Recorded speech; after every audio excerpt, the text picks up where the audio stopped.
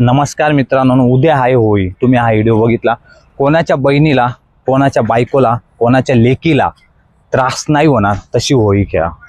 म्हणजे जी आपण महाराष्ट्रामध्ये म्हणतो ना रंगपंचमी, तिथं 8 तारखेला आहे भावानं, पण त्याच्या आधी आपण होळी मनवतो, मिनी होळी. म्हणजे थोडक्यात धुलीवंदन. तर कोणाच्या बहिणीला, कोणाच्या मुलीला आणि कोणाच्या सुनीला आणि कोणाच्या आईला त्रास नाही होणार अशी धुलीवंदन नका म्हणू भावानं. का की लोक आहे ना खूप वाईट आहे काही काही जण की अशा दिवशी म्हणजे स्त्रियांच्या कोणत्याही वस्तूला हात